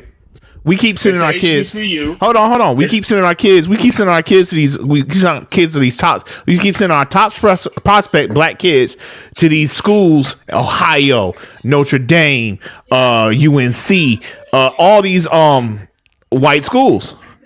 The HBCUs fall by the wayside. That's why there's fucking monetary problems with Deion, because the HBCUs are broke. Well, yeah. Nigga, they don't even have broadband. Hold on. They don't even have Wi-Fi. Barely have Wi-Fi. So they can't pay Deion the type of money. But and hear me really well. Deion leaving is Deion's business. I'm not mad at him for leaving, and I'm not mad at him I'm not mad at him for leaving. Get me right. I am calling facts. And there's one side, and this is the side that don't like Deion for leaving. This is the reason. He could have stayed. What if Deion? Let me ask you a question. It's a what if. What if he won a national championship at Jackson State. You and I both know 100%. that's not going to happen. We both know Huh? it's going to happen. No. There's a reason What why. if he did? But He brought him to 12 and No, 1. What if he stayed next year and won the chip, or took him to a bowl game, and then the next year won a chip? Is correct. Your what if is 100% correct. What does But that do here's for the recruiting? thing. What does that do for recruiting You're at not wrong. that HBCU? You're not wrong, but He was recruiting 5-star recruits. Hold on, Derek. Hold on. Y'all talking over each other. We're saying the same exact thing. Go ahead, Derek. What I'm saying the exact same thing he's saying. He's already getting 5-star recruits. Like he hit the news, earlier this year for getting like the top recruit in the country to go to Jackson State, a SWAC school. The thing about college football is this, and it's the way that college football is set up. It is virtually impossible for a non-Power 5 school to get into the college football playoff. That's the problem, because the reason behind that is because of the strength of schedule is not there outside of the Power 5. Hold on. That's what I'm talking about. The Power 5 gets our top recruits. Well, yeah, And- where all the money is. The Power Yes, 5, the SEC, Yes. everybody's getting our Absolutely. top recruits. Hold on. And you said, yeah. they're getting all our. That's why it's hard for HBCU to crack that, because they got 10 of our 5-star recruits on one team. So hold on. So you said it right. You said so, Derek. You said no. I'm talking to you. So you said right. It's hard for them to crack, but hold on. And he got a 5-star recruit. That's why I wanted to go back. Did he get him this year, or did he sign him to next year? Sign him for next year. He got him. He signed him for next year. He signed for next year, and I think he left to go to Colorado with him. Here's the thing, though. The thing is this: it's He not said so what much- I was gonna say.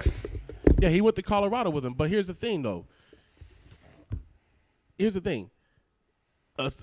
Even them going 12 and 1, you know what I'm saying? They're playing. They got to play each other. You know what I'm saying? So they're gonna play. They're playing in leagues. They're playing, FAMU or whoever else is playing, North Carolina A&T, stuff like that. But the problem is, even if they went 12 and 1, if it was Jackson State against Michigan, they're getting steamrolled. If it was Jackson They're State getting against fucking smacked. If it's Jackson State versus Bama, they're getting slaughtered. Jackson State versus USC, I can go on and on. You know what I'm saying? The fact of the matter is, yes, black athletes make up the vast majority of college athletes, be it football, basketball, whatever it is. I'm not going to deny that fact. That is the truth. However, when a Power 5 school can offer X amount of scholarships, full rides, knowing damn well that, people from our backgrounds, by and large, can't afford to go play for college. Let's call it what it is. You know what I'm saying? And Jackson State. Go on. And Go Jackson on. State, I have facts. Jackson State has only X amount of scholarships. You know what I'm saying? Where are they going to go? Go ahead, Trevor. So I really want to get to that. Okay, hold on. So let's do some fact checking. One, Deion Sanders was at Jackson State for 3 seasons, compiling a 27-5 record. This last season, he wasn't 11-1; he was 12-0. The previous season, he was 11-2. So he brought the notoriety. He did exactly what he said he was going to do to go there.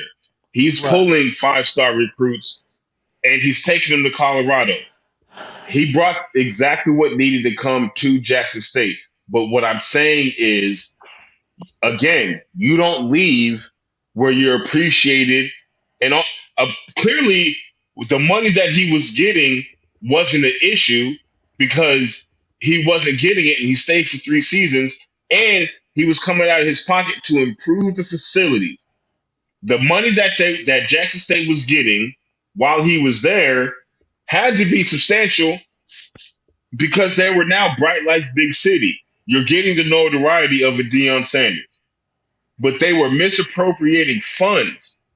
And I believe that's why he left. The portal of people that are coming in and the recruits that he's getting are coming there because I want to play for Coach Prime. But imagine you want to go and work somewhere for somebody that you've been following all your life.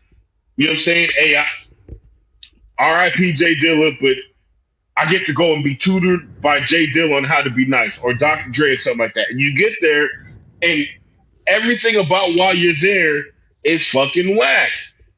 You're not going to feel good. You're still going to perform because that's what you want. But if it's not a good situation, it's not a good situation. Hold on. Coach All Prime said, hold on, let me put this one thing out and then I'll let you go. One of the games, I remember, I just watched the clip of it today. Deion Sanders came into the press conference and said, and I quote, while I was out here at the game, somebody broke into my fucking office and stole all of my shit. Why would you want to stick around with that? Well, Somebody it wasn't just his. wallet. It wasn't just his shit. keys. They robbed all their shit. Does that matter? Yeah, it does actually. Because it wasn't just Why? his target. Because it wasn't just him being targeted. Why? It was just a random None act. of Of, his it, shit- it was probably a none random. of it- It was probably the other school that did it. I bet you his shit don't get stolen to Colorado. I bet you because it the do. facilities are I bet you they do way worse than that shit. I bet you other schools do way worse. Them white schools do way worse than that shit. They turn your whole fucking car over and shit. Come on, man. Look, Nobody- don't hold on. No. See, hold on. And here's the problem. Everybody's putting money and all this other shit, but here's the thing. The people are not mad because of all that. Look, hey man, go get your bread. Go if you feel you mistreated, go. But you ran the Colorado.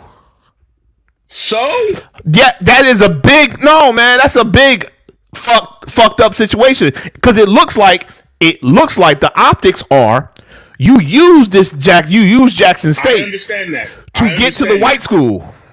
I understand that. That's what the I optics was are. of- It don't matter what the I real was is, of- and that's why people are mad. I'm only telling y'all why people are I'm mad. with you. You don't have. So what- I was so of you that expect him group. to stay? But what I'm saying is, where should he have gone, and why didn't anybody else give him an opportunity to go there before he went to Colorado? Before he went to Jackson State, he tried head coaching at a bunch of different places in college football, and nobody gave him a shot. He I went to guarantee Jackson State, in the you're next not two. here. I guarantee in the Go next ahead. 3 weeks it's gonna be some. I guarantee in the next 3 to 4 weeks it's gonna be some cools that come out and say, no, we gave him an offer. Probably, but until that happens, we go off of what we know now.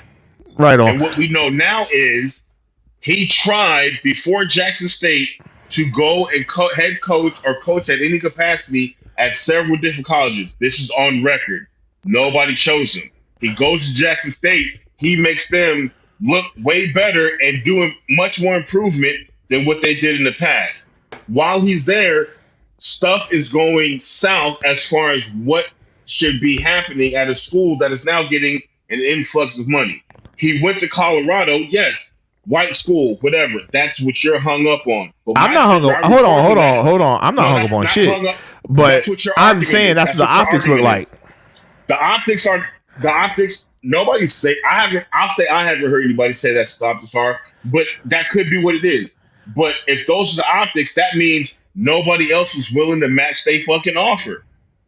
You can't fault him for that. Can Yeah, you you fault can't- him for that? Yeah, you actually kind of can. Why?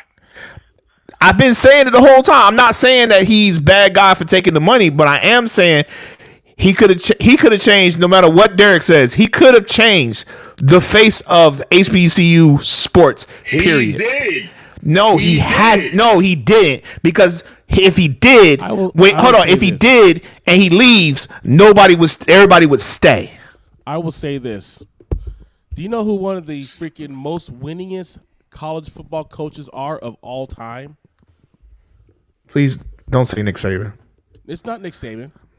Well, he's up there too. Don't get me wrong. I do not because I'm not really It's Coach Eddie Robinson from fucking Grambling State University. right on. Mm-hmm. You know Right what I'm on. saying?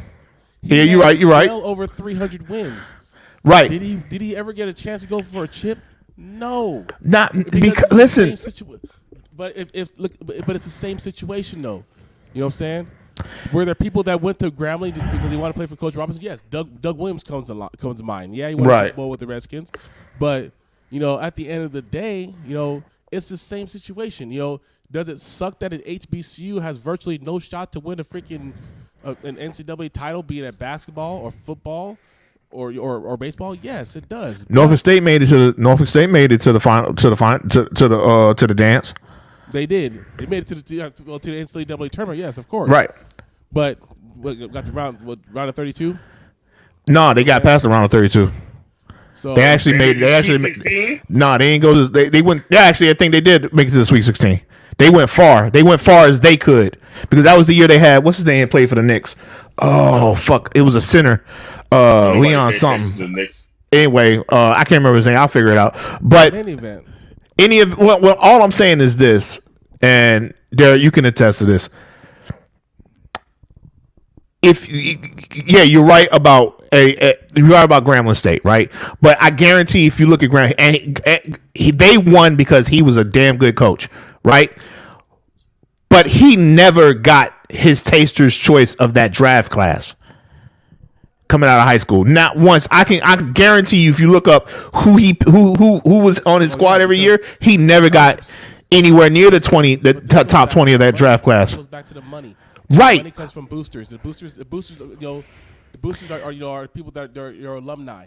They're not giving. There's There's more to it than just. Hold on. Prime is going to be the coach at Jackson State, and he's going to freaking win the college playoff. I get that. It's mad mechanics involved. But what I'm saying is, I think people are when this argument right here, people are ignoring the rest of the mechanics. I get what you're saying. You are absolutely correct. Absolutely correct. But we also forgetting that. If you get one, you might get two next year. If you get two and you start creeping up there, you might get three next year. You get that three from the top. You get the top three that decide, you know what, I'm going to play for Prime. He did. But the thing is, though, it goes back to scholarships, man. It goes back to how many scholarships they can offer. Right. But after, so you're telling me to pay. So you're telling me. So let's say. Also, and let's be real here. Who really wants to go down to Jackson, Mississippi, and play college football? I get who wants to go to fucking Ohio and Colorado in the snow and shit. Colorado. People who want to try and win. See, that's what I'm talking about. Colorado. Hold on. Anyway, Colorado ain't won shit in how many years? They haven't. They haven't. But I mean, at the same token, I mean, there's a feel like it's Saturday sports. Right. But it is what it is. But I mean, I digress. You guys know what my take on it is.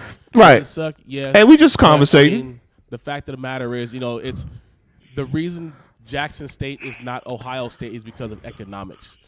Bottom line. That's it. It's the money.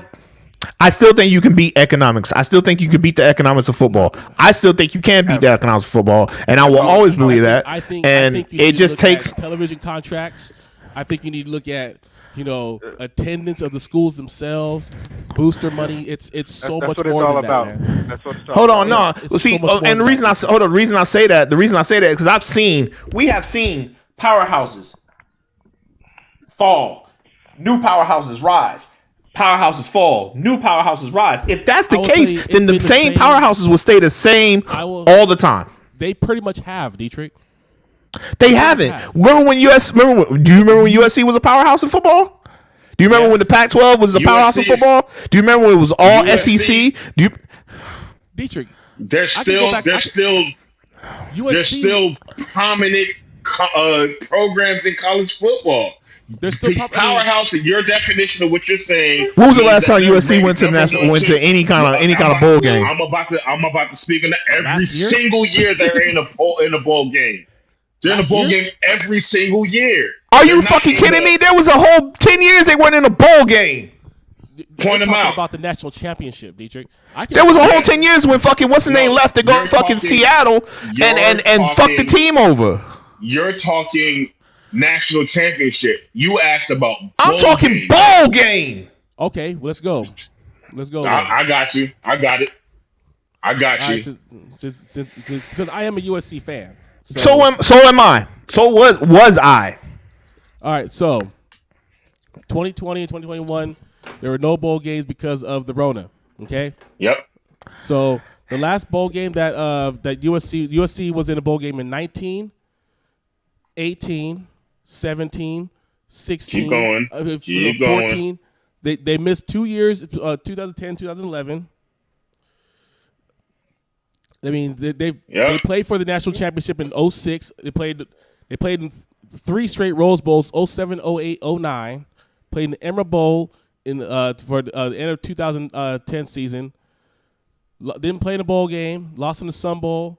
Won the Las Vegas Bowl. Won the Holiday Bowl. Lost the Holiday Bowl. Won the Rose Bowl in 17.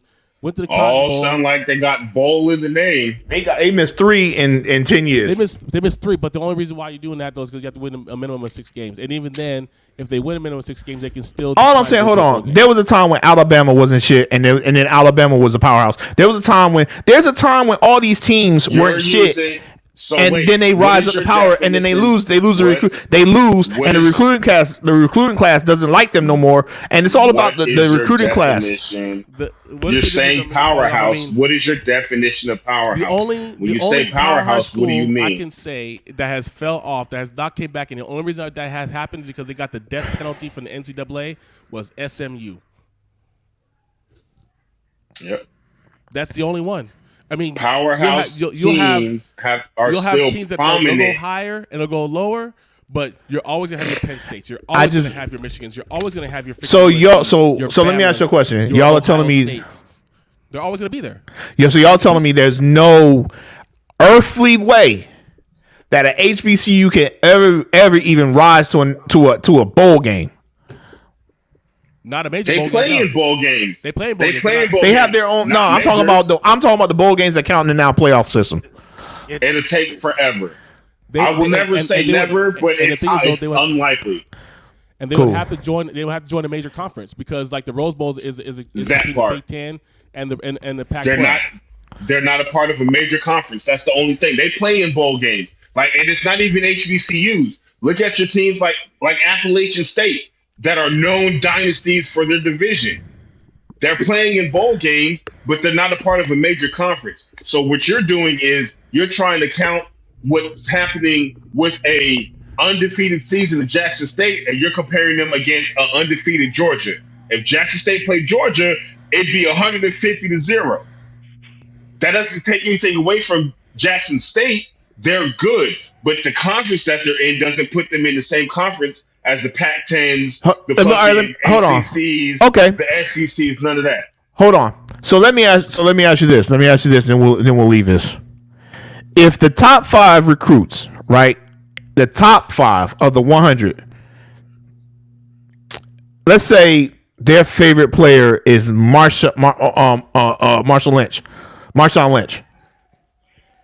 Marshawn Lynch goes to HBCU to coach.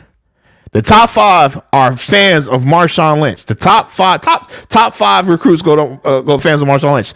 And the top 5 decide, you know what? I don't even give a damn. I'll redshirt. I'll go to that school because I want to play for Marshawn Lynch.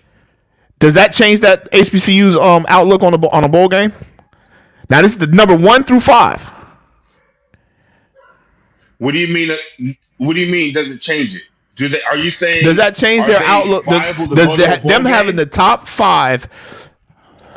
Right. Does that change them having the top 5? Remember, because you can't go to the NFL without being in the league for in the college 3 years. So let's say you give the top 5. They're not a part of a major conference. It doesn't matter. They're not a part of the conferences that go to those notable bowl games. Yeah, they'll go.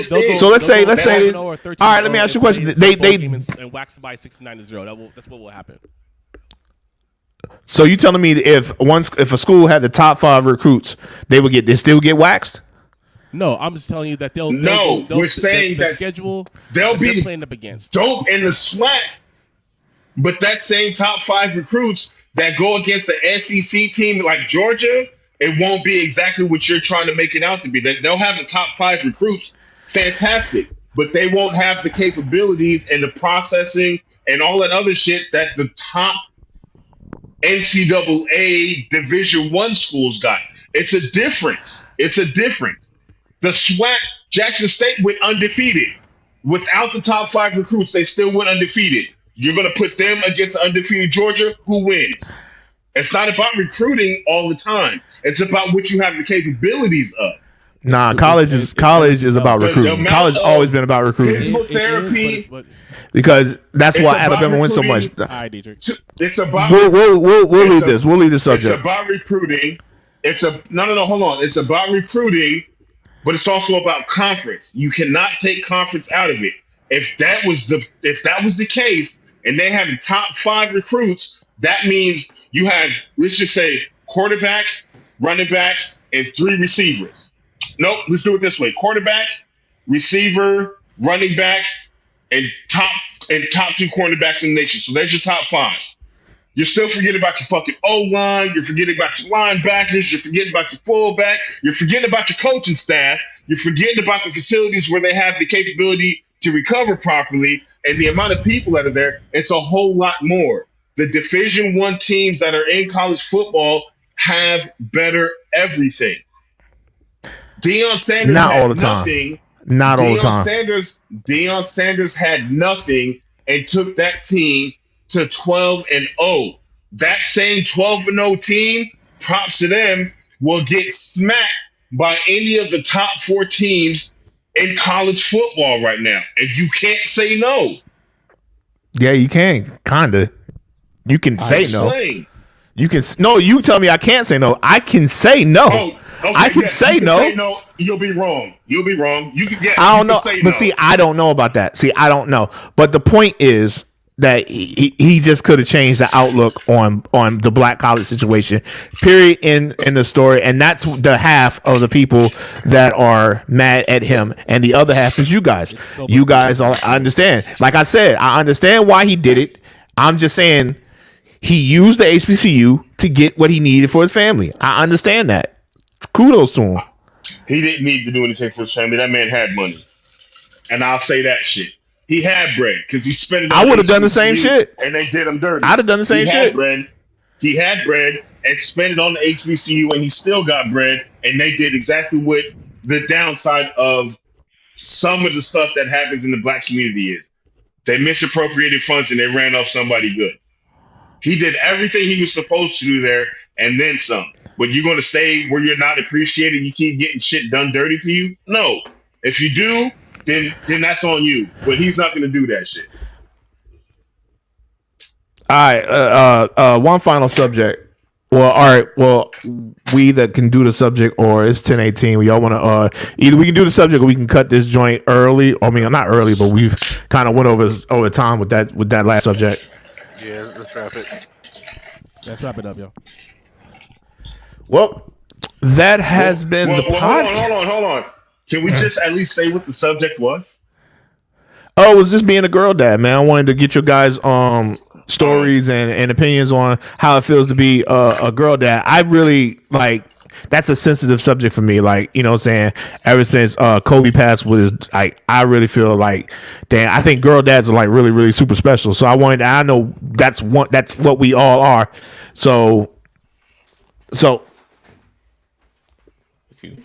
yes, you can. Sure can. What's up, tall midget? No, man, you shouldn't even done that. Hello, tall midget. Anyway, now I'm all off track. Y'all go ahead. Yeah, we can save the girl dad for the next conversation. Yeah, I'm with that. We can do the closing remarks. We can do closing remarks. Shut it. Well, down. since you already speaking, go for it.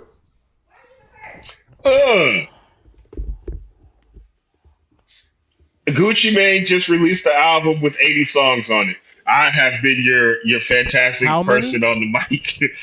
Harlem Wonder. It says Twitter reacts to Gucci Mane releasing an 80-song album. 80 songs, like 80. That's exactly 70 songs more than it needed to be. There's no way that there's 80 quality tracks. There's no way that he has 10 quality tracks, if you ask me. But they're probably about 90 seconds. Hey, Derek. Rap is dead. Motherfucker said 80 tracks, yo. Yo, from Gucci, man. From Gucci? Man, on Friday, December 9th, Gucci Mane released his new album, So Icy Boys, the finale. The project is a follow-up to his album, So Icy Gang, Naria. It contains 80 songs. Why? That shit's lemonade. Hey, that shit's lemonade 30 times. I mean, I understand, like, you know, like when Wu-Tang dropped Wu-Tang Forever, they had like 26 songs, and Pac had like 20 something songs on All Eyes on Me, and They were good he though. had like 20 something songs on Life After Death when the double CD. It's like an encyclopedia. If this was a CD, it'd be an encyclopedia. You know, like little CD books we have back in the day we carry in your car and shit. That's what it would have been. You know what I'm saying? This If nigga you made had a to buy flip hard book. copies of that shit. You know what I'm saying? But there's no way that Gucci Mane This has nigga made that this. much lyrical content to have an 80 song album. This nigga made How Encyclopedia many times Britannica you of gonna say- hip hop. How many times is he gonna say that he's icy? You know what I'm saying? 83 times. Or sneak this fucking Jeezy even after they squash their shit. You know what I'm saying? It's like, come on, man. Bro, Like, God damn it! I've just heard you So gotta Icy be- for the 90th time. you got to be a hardcore Gucci fan to Very 80. hard to tolerate that. You got to Tolerate be beating your chest for that man. This Hey, shit is fire. Nah. Hey Derek, we gotta do a pot. We gotta do a Wednesday Massacre with just all 80s songs. that. I will not. No. Yo, I will not. yo, and once again, Yo. number 25, Album. Gucci. Absolutely not. Oh The shit! MP3 version of that album is What does that CD look like? 523 You need a whole- megabytes, yo. Bossy, you gonna need a whole fucking external hard drive for that damn album, man. That's just a terabyte. This is my Gucci album. 500. God damn, it's a half hard drive. terabyte. It's 543 megs, yo. That's crazy. Nah, What? I'm good. It's half a gig, bro. Half a gig. 543 megabytes, dude. That thing is half a gigabyte. Half a gig. Man, yo, go on with that shit. Absolutely not. Yo, I so kind of want it. I kind of hold want on, it just to hold say I on, got because that he gonna shit start off. he gonna might start a have it. trend. He gonna start a trend. So who's the next artist to do an 80 album song? I call Chris Brown. That nigga Yeah, already he released 40. 20 something track. That nigga already Yeah, released he released 40 40 3 years ago. Jesus Christ. Yeah, I mean, come on, guys. Yo, Chris Brown is right now They, this. they have apparently not heard. They apparently have not heard of quality Come on, over guys. Yo, Derek, Chris Brown is right now at this house going, Gucci did what? Oh my god. Yo, hold my beer. Open that studio. This is disturbing. Quality over quantity, man. Quality over quantity. Man. This nigga said, yo, that's just dope. Put that on the track. Nigga, all these Gucci? You don't want to pick one? Nah, put them all on that shit. Oh wow, he said That nigga hit sin on everything. I bet you, I'm telling you right now, if you listen to that joint, you get to 65. It's just gonna be him going, yo. I'm gonna get it. And I'm gonna skim through the 80, and I'm just gonna be like, woo. All Track right, 79 is him That's having an okay. argument with his wife. That shit's that's funny. terrible. I'm telling you, track 79 is like, hey, I don't like this sandwich. Like, it's just going to be a random ass argument. Oh, shit. That is wild. And with that, folks, Bid you adieu. I am D from Holly Street. Wow. 80 songs. Derek, you got anything to say? That nigga led off with that. What you got, man? Now I got nothing else, man. I mean, it was good to be, on the cast with everybody again and chopping it up with you three gentlemen. Once again, Trevor, congratulations on your recent retirement and being on terminal leave right now. That's good shit. You know what I'm saying? And yeah, man, that's all I got, man. I mean, just trying to be up on the man and everything. And shout out to everybody. Shout out to my baby. I know she out there watching me. What up, Z? What up, sis? We out here. But yeah, just over here, just cooling and everything. And yeah, that's it. Word. Lemon Pepper, I give you the floor. Well,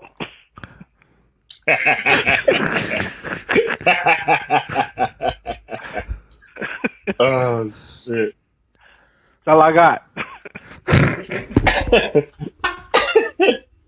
You sat out on that last little conversation about the Dion. So you were like, nope. No. Mm. For those of you out there that shit got a little heated, that's normal for us. Don't be alarmed. We're only Negroes. I mean, we'll just here to borrow some brown sugar. Shut your mouth. Anyway, I am D from Holly Street. This has been the Holly Street 96 podcast. We usually, I know you guys might be used to the 15-minute massacre that has been moved to a bigger platform over on Mixcloud.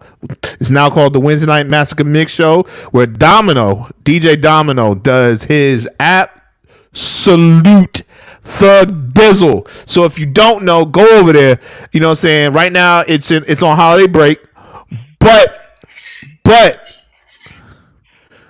we're playing on our group page where I am giving select every week, every Wednesday. I'm giving putting select shows on the group page so you guys can get your fill until we come back on the 28th for the New Year's Eve. And I'm telling you right now, the playlist is phenomenal. And I know Domino gonna come through with the joints like this one that he's about to play right now. Oh, you already know.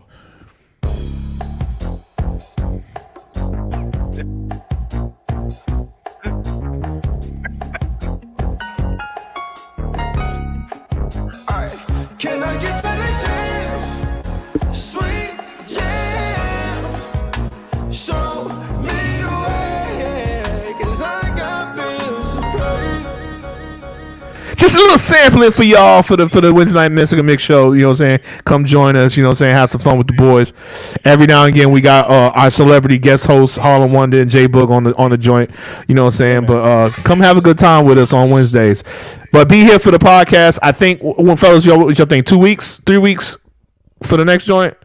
Yeah, it should be I'm good. retired, baby. I got time. I like this Friday shit. Hey, I like this Friday shit though. I really like the format on Friday nights. I like this Friday at 8. Maybe we change it to 7 o'clock, but depending on availability. But I like this. If y'all like it out there, let me know in the comments. Let us know on Facebook, Instagram.